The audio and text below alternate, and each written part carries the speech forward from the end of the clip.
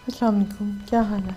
आज छुट्टी का इरादा था लेकिन नहीं कर पाई। एक पेशेंट को टाइम दिया था, वो पेशेंट जो है ना यूके जा रही हैं, तो जाने से पहले वो मुझे मिलना चाह रही थी, इसलिए फिर मैं आज आ गई उनके लिए।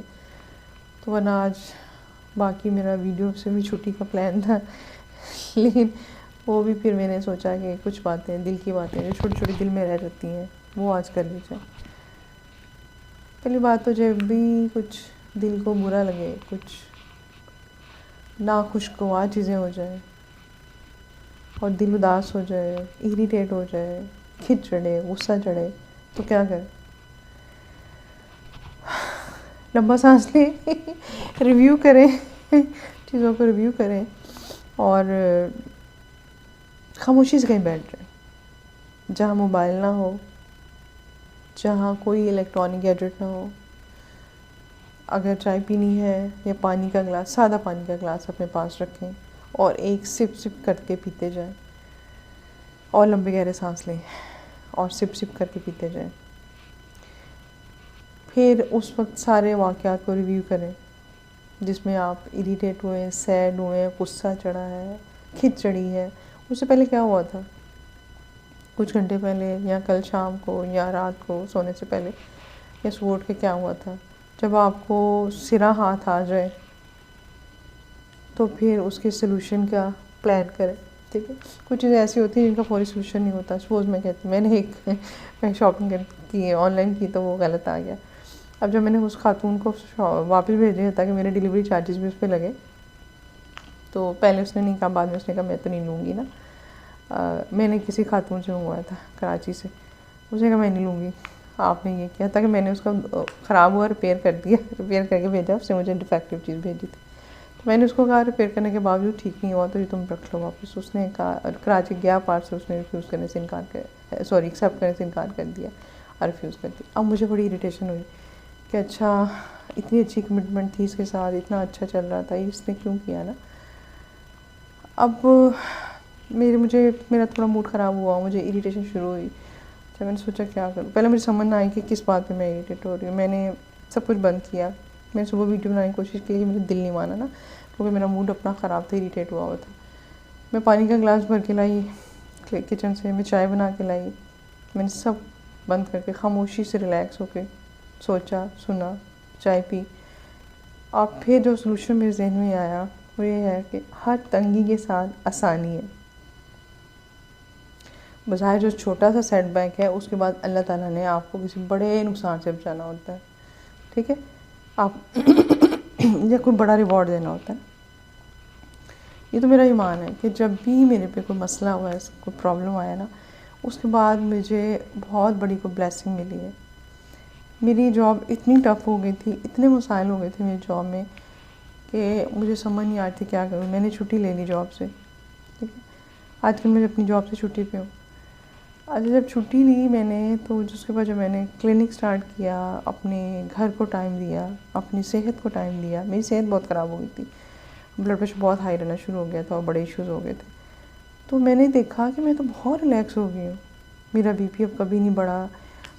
मैं वॉक करती हूँ, मेरा वेट ठीक हो गया, कम होना शुरू हो गया है। मैं सुबह उठ के वॉक करती हूँ, मेरी रूटीन बहुत अच्छी हो गई है और मैं बड़ा इंजॉय कर रही हूँ। मेरा क्लिनिक बहुत अच्छा, अल्हम्दुलिल्लाह बहुत अच्छा चल पड़ा है और पेशेंट आते हैं, खुश होते हैं, इंजॉय करते हैं क्लिनिक की सेटिंग देख के। टाइम जो मैं उनको क्वालिटी टाइम देती हूँ। तो फिर मुझे समझ में आया कि वो जो मेरी तो फिर मुझे समझ में आया कि जो मेरी जॉब में हर्डल्स थी, असल में मेरी लाइफ में एक नया मोड़ आना था। उससे पहले थोड़े से प्रॉब्लम से और बाद में अल्लाह ने बहुत आसानियाँ कर दी।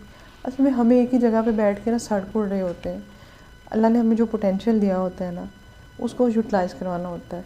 तो वो जो पोटेंशियल था मेरा वहाँ बैठे वेस्ट हो रहा था स्ट्रेस में।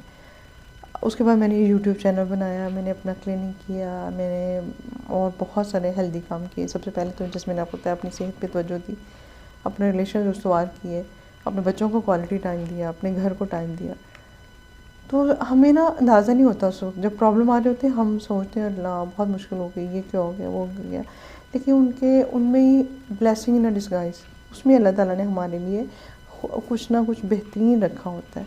तो अपनी सोच को हमेशा ये रखें कि मेरे लिए अल्लाह ने बेहतरीन रखा है।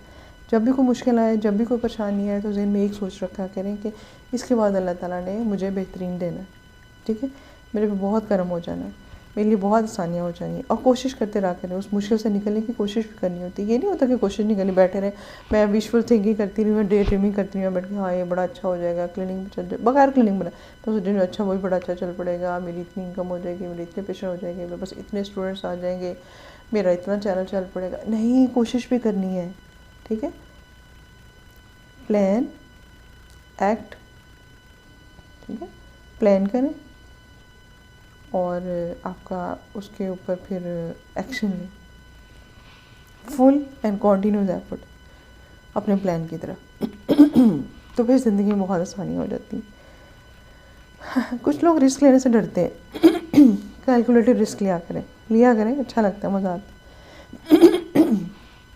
मेरे एक पेशेंट है ओमान में, उसको मैं एक बात कहती होती, अपनी जॉब से खुश नहीं था, तो मैं उसे कहती थी कैलकुलेटेड रिस्क लो, तुम्हारे पास जो छुट्टी का दिन है ना, या जॉब से जो थोड़ा सा टाइम मिलता है, या सारे दोस्त मिल के एक ना कारोबार बनाओ, जैसे उन मुल्कों में तो पाकिस्तानी फूड का या इस तरह के अच्छा चल जाता है, तो मैंने कहा देसी फूड में कहा वो बनाओ, और तुम लोगों में से सारे दोस्त ऐसे करो कि कोई संडे वाले दिन अपना ऑफ ले ले, कोई फ्राइडे को ऑफ ले ले, कोई सैटरडे को ऑफ ले ले।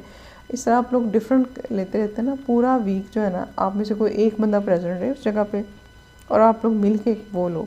जब आपका वो बहुत अच्छा चल पड़े तो फिर फ्लेक्सिबल आज की कहीं जॉब ले लो, और जब बहुत ही अच्छा कमाल चल पड़े तो फिर उसी के आगे से 2-3 और फ्रेंचाइज बना लो, जो आपका वो होटल है या रेस्टोरेंट है जो भी बना रहे हैं।